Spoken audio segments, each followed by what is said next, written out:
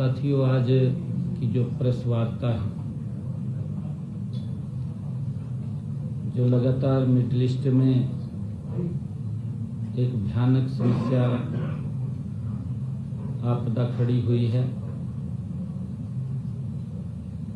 उस विषय को लेकर के, क्योंकि बहुत सारी ऐसी जरूरत की चीजें हैं जिनको लेकर के कुछ भ्रम भी फैलाए जा रहे हैं और पैनिक भी खड़ा किया जा रहा है। उसको लेकर के कोई भ्रम की स्थिति या पैनिक खड़ा ना हो, आप लोगों के माध्यम से प्रदेश के मैं सम्मानित सभी जन को कहना चाहूँगा। इस संबंध में मैं सबसे पहले तो देश के यशस्वी प्रधानमंत्री आदरणीय नरेंद्र मोदी जी का मैं धन्यवाद करना चाहूँगा,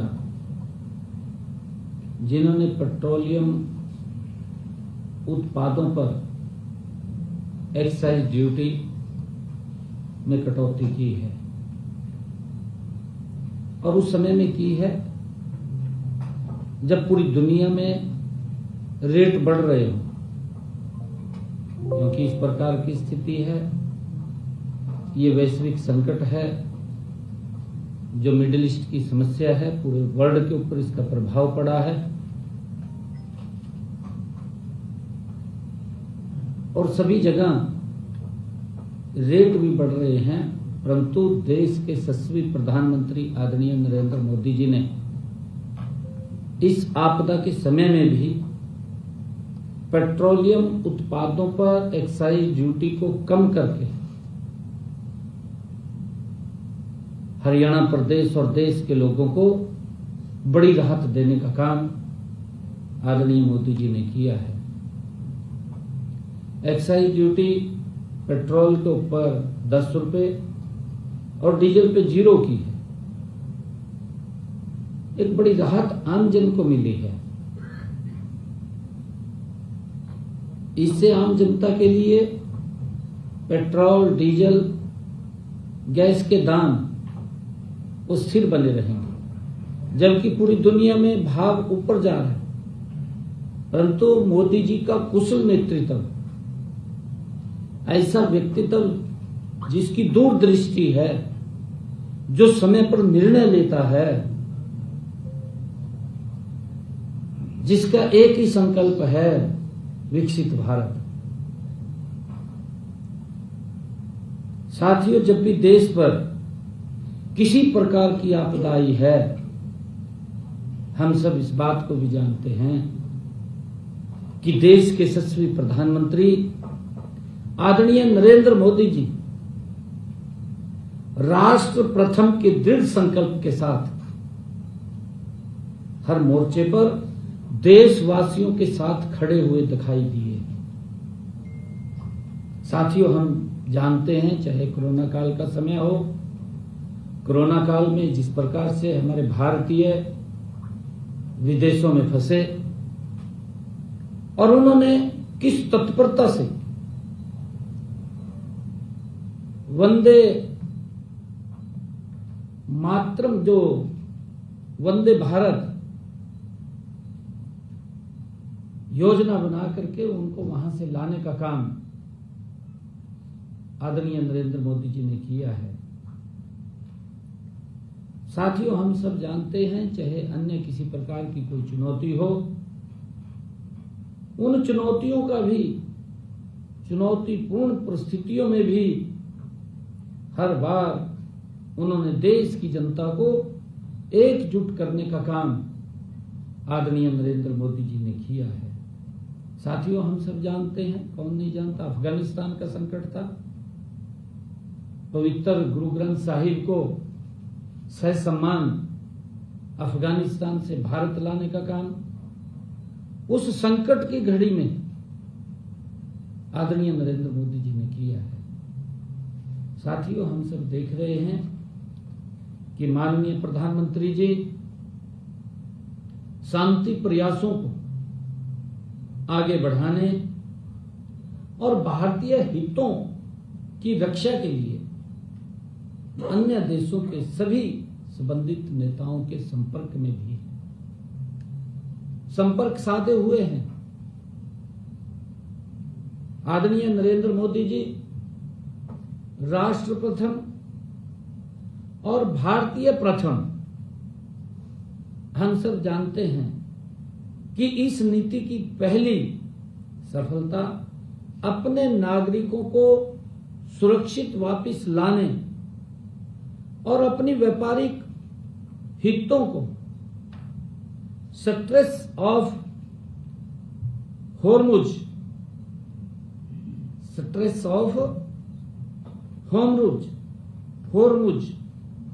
के गुजरने के माध्यम से मिली थी।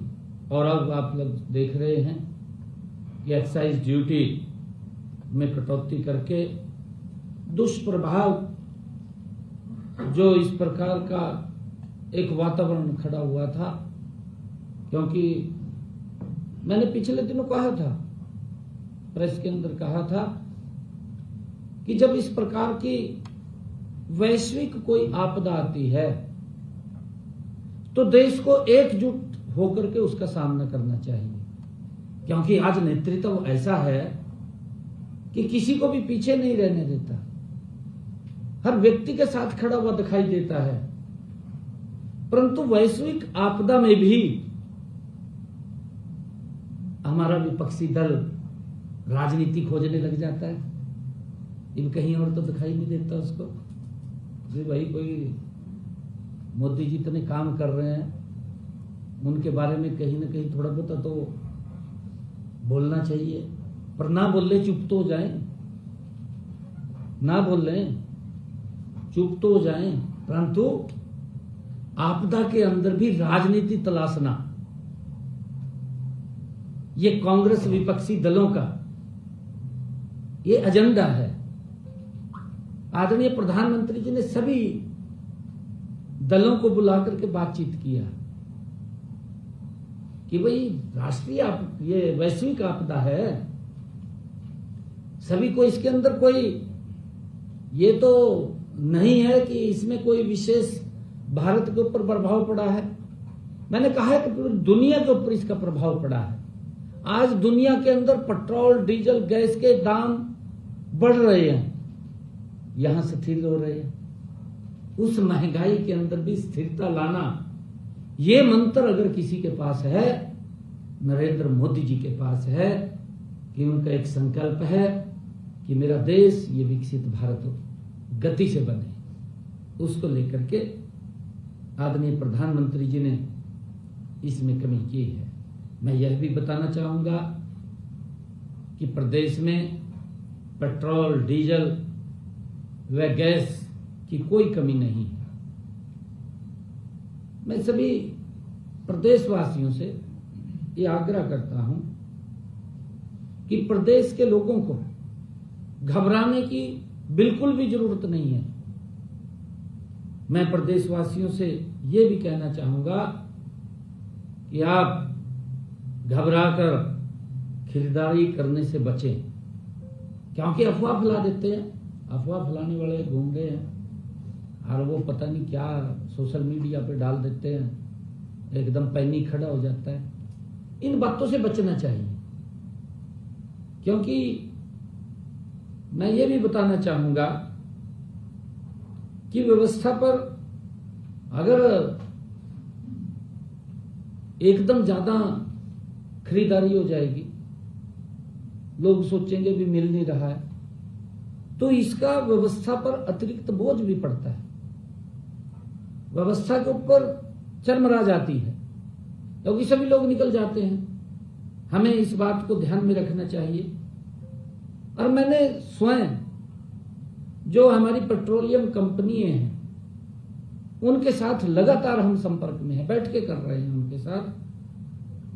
और मैं ये भी प्रदेश में पेट्रोल, डीजल और गैस की आपूर्ति की स्थिति इस समय, क्योंकि मेरा पेट्रोलियम कंपनियों से कई बार बैठकें हुई, उन्होंने बताया है मेरे को कि इस समय प्रदेश में वैसी ही स्थिति है जैसी 4 महीने पहले थी। आज भी उसके अंदर कोई बदलाव नहीं है। 4 महीने पहले भी ऐसी थी, आज भी वही स्थिति है पेट्रोल, डीजल, गैस की। वर्तमान में पेट्रोल, डीजल का पर्याप्त स्टॉक उपलब्ध है, कोई दिक्कत नहीं। मैंने कहा है कि देश के अंदर नरेंद्र मोदी जी जैसा सशक्त नेतृत्व है और मजबूती से लग रहे हैं। परंतु अगर कोई आपदा आती है, मान लिया जाए ये बढ़ जाती है, जब पूरा विश्व इससे प्रभावित हो रहा है, तो हमें भी इसके अंदर मिलकर के सहयोग करना चाहिए। ये विपक्ष की जिम्मेवारी है।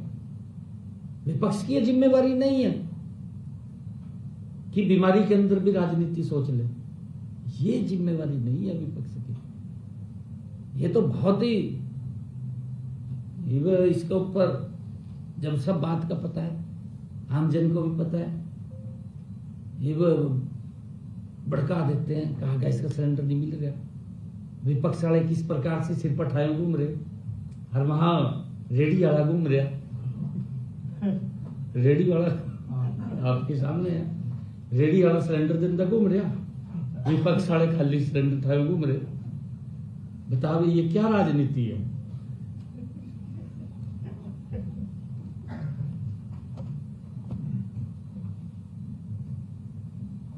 साथियों,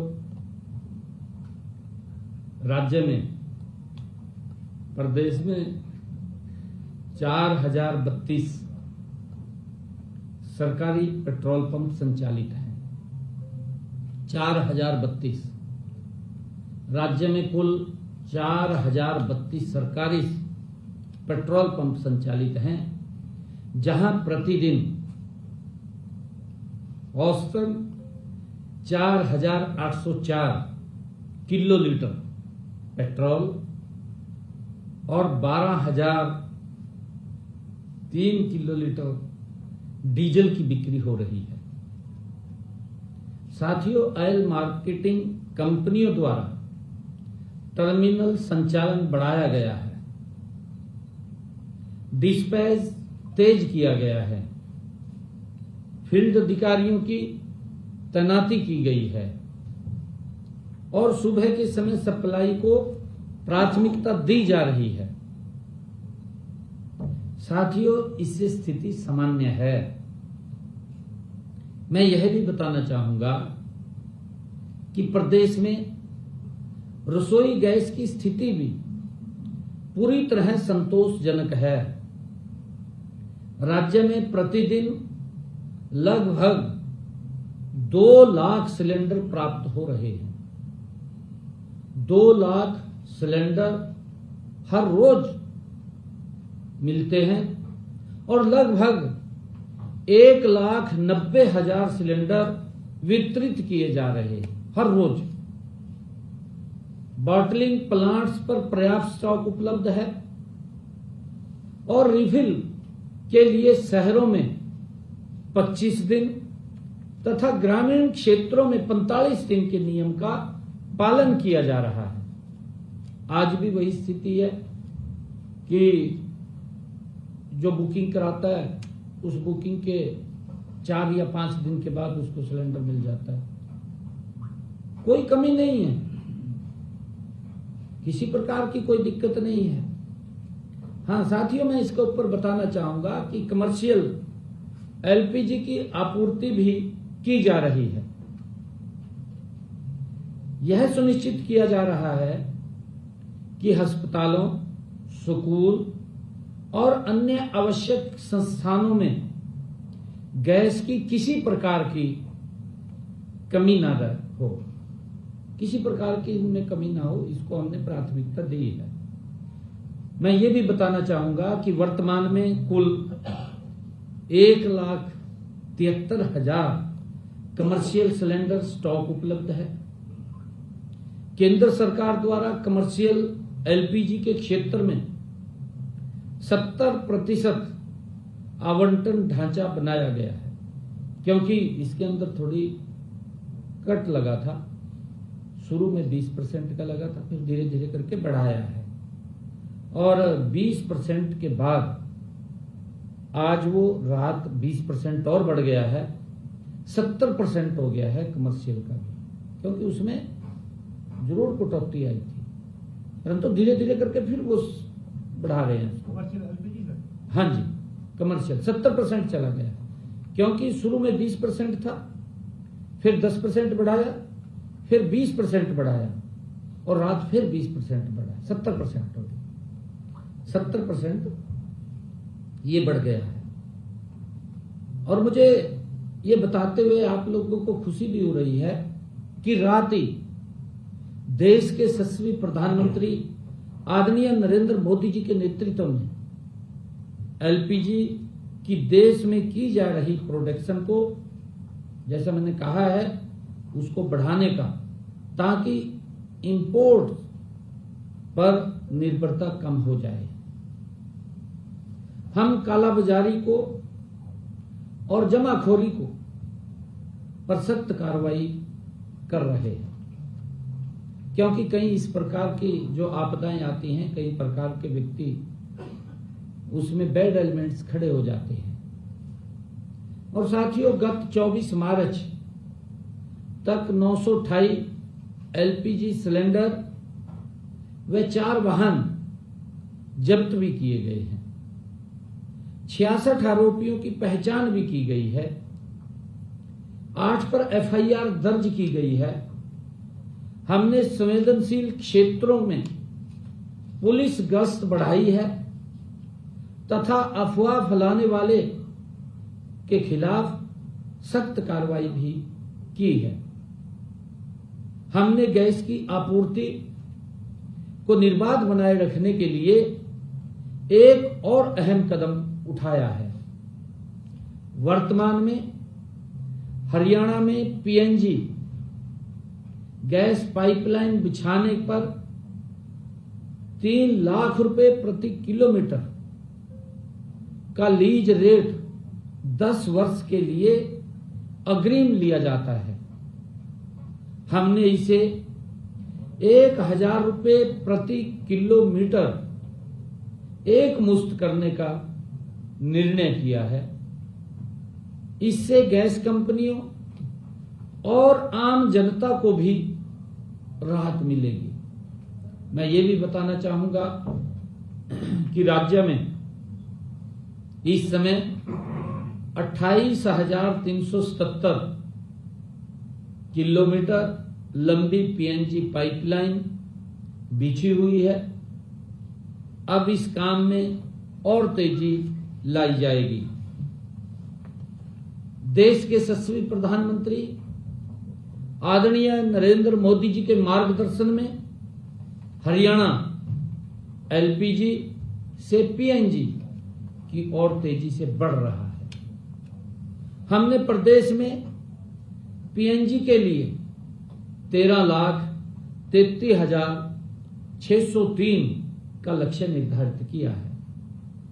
इस मुकाबले में 5,59,761 कनेक्शन लगाए जा चुके हैं।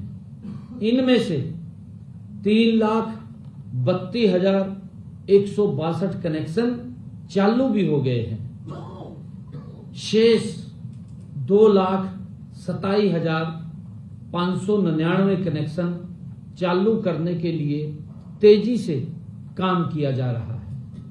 साथियों, हमने पीएनजी नेटवर्क बढ़ाने के लिए डीम्ड परमिशन का प्रावधान कर दिया है। हम घरेलू कनेक्शन की संख्या आने वाले दिनों में डबल कर देंगे। इसके ऊपर गति से हम काम कर रहे हैं।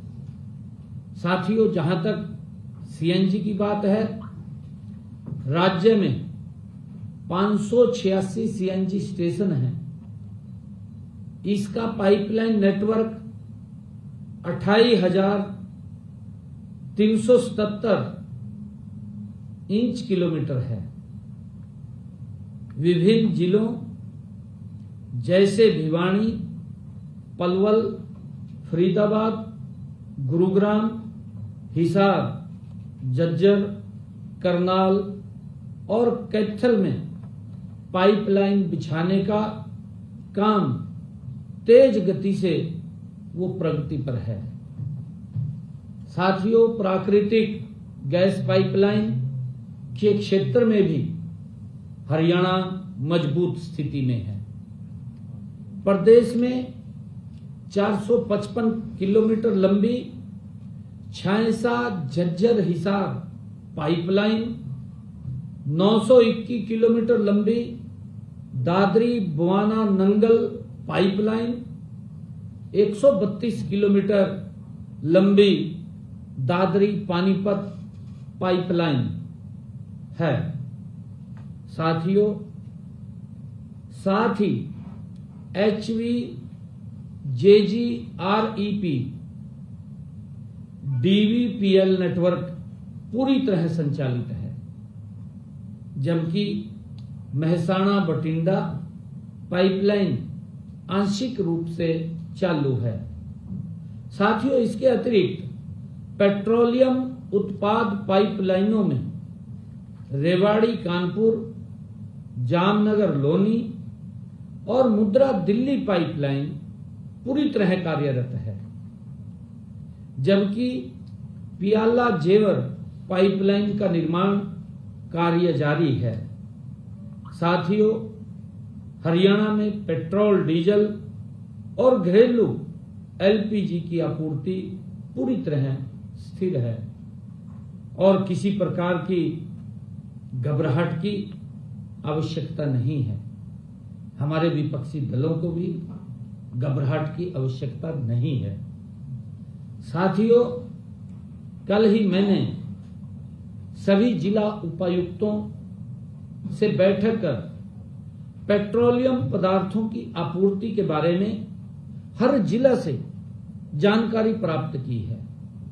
उन्होंने भी बताया है कि कहीं कोई कमी नहीं है और मुझे खुशी है, कल ही देश के यशस्वी प्रधानमंत्री आदरणीय नरेंद्र मोदी जी ने भी इस विषय में विभिन्न प्रदेशों के मुख्यमंत्रियों से कल ही सीधा संवाद करके स्थिति का जायजा आदरणीय प्रधानमंत्री जी ने हर प्रदेश और केंद्र शासित प्रदेश का लिया है। स्वयं आदरणीय प्रधानमंत्री जी ने हर मुख्यमंत्री की और हर केंद्र शासित प्रदेश के उपराज्यपाल की स्वयं बात को आदरणीय नरेंद्र मोदी जी ने सुना है।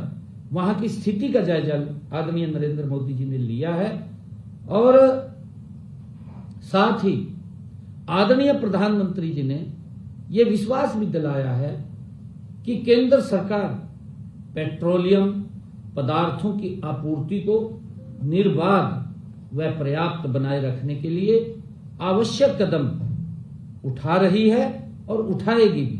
जैसी जैसी सिचुएशन बनेगी, आदरणीय मोदी जी का जो आशीर्वाद है, उनका जो सहयोग है और उनका जो मार्गदर्शन मिलता है, वो पूरे देश के साथ वो कंधे से कंधा मिला करके खड़े रहते हैं। साथियों, मैं प्रदेशवासियों से आप लोगों के माध्यम से अपील भी करता हूं कि वर्तमान स्थिति में माननीय प्रधानमंत्री जी के संकल्प को हम समझें, उसके ऊपर हम ध्यान दें, इस समय सरकार के प्रयासों में सहयोग करें।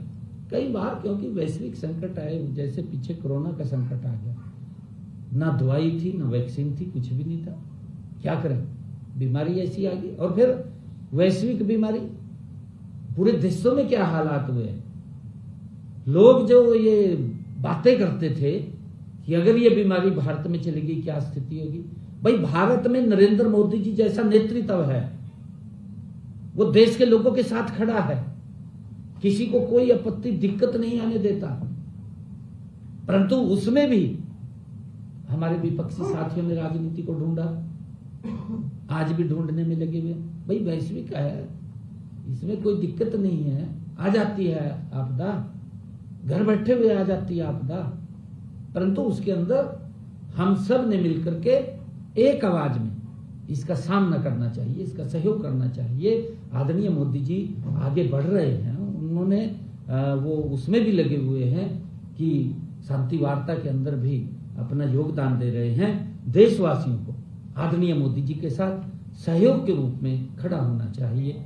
मैं अपील करूंगा कि प्रधानमंत्री जी के उस संकल्प को समझें। इस समय सरकार के प्रयासों में हम मिलकर के सहयोग करें। साथियों, हमने अपने प्रदेश में यह निर्णय लिया है कि वर्तमान स्थिति, सरकार के संकल्प और उठाए गए ठोस कदमों की जानकारी आम जनता तक पहुंचाई जाए। मैंने रात ही जब मैं उपायुक्त महोदयों से बात कर रहा था, हमने एक यहां पर प्रदेश स्तर में चीफ सेक्रेटरी के नेतृत्व में एक यहां पर भी हमने एक ग्रीवेंस सुनने का वार रूम खोला है।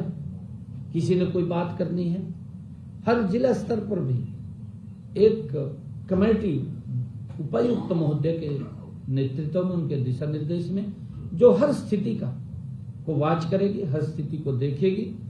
हमने अपने सेक्रेटरियों को भी कहा है कि एक एक जिला के ऊपर वो स्वयं जाएं भी और वहां जाकर के हर स्थिति को समझे भी, आंकलन भी करें। कोई अगर स्थिति हो तो उसका समाधान भी तुरंत वो निकलना चाहिए, ताकि प्रदेश के लोग पूरी तरह जागरूक रहें और सूचित रह सकें। आज की है प्रेस वार्ता भी इसी उद्देश्य से आज की गई है। मैं आप सबका पुनः धन्यवाद